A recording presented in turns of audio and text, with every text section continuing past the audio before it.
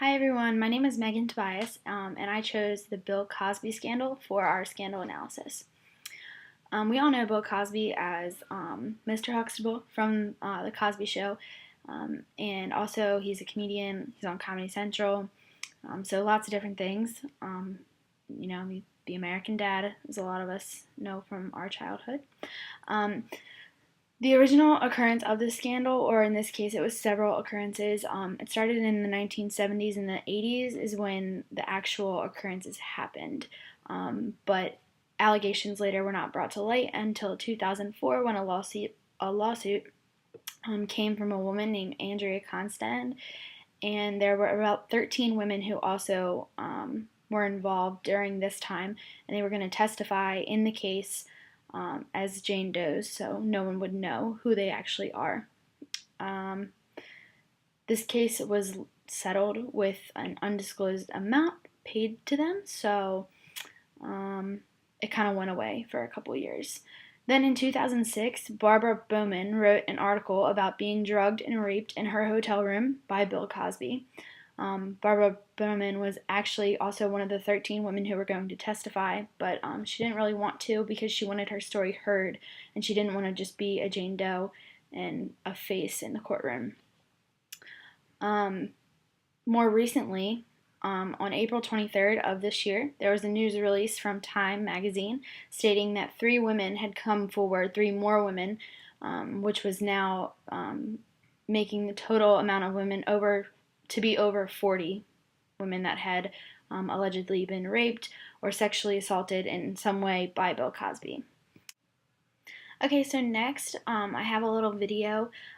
It's an interview with the New York Times and Bill Cosby. It's on November 6th, and it's just him kind of neglecting to answer the question that the reporter is asking him about his name coming up in the media with all of these allegations. So we'll watch that. Just wanted to ask if you wanted to respond at all about whether any of that was true. There's no response. Okay.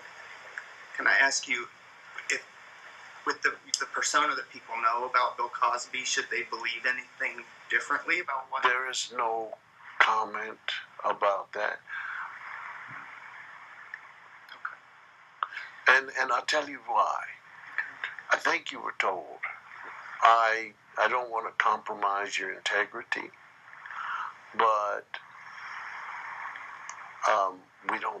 I don't talk about it. So next, as far as Kant's perspective and principles go, Kant really believed in respect and dignity, so he really emphasized that as a principle. Obviously, that is violated here. Bill Cosby did not have any respect for the women that he was sexually assaulting, obviously. And so another thing that Kant said is that there is no exception. So just because Bill Cosby is a celebrity does not mean that he can do whatever he wants. It is still wrong. So morally and ethically speaking, Bill Cosby is in the wrong in this situation. So also like a quote from Johnson, according to Kant, what is right for one is right for all. So what's wrong for one is wrong for all. So again, in this case, there is no exception for Bill Cosby. So last thing we have here is the repercussions. Obviously, it costs a lot of money for the people involved, which is the very least thing that we should be worried about. But as far as lawsuits go, media coverage, all that sort of stuff, all costs a lot of money, so that's one repercussion. Also, Bill Cosby, as soon as the allegations came out about him, a lot of the talk show hosts that he was scheduled to have guest appearances with, because of all of his new and up-and-coming comedy show and TV shows and everything else, they automatically canceled. So Jimmy Fallon, David Letterman, Queen Latifah, for one reason or another, they were canceled.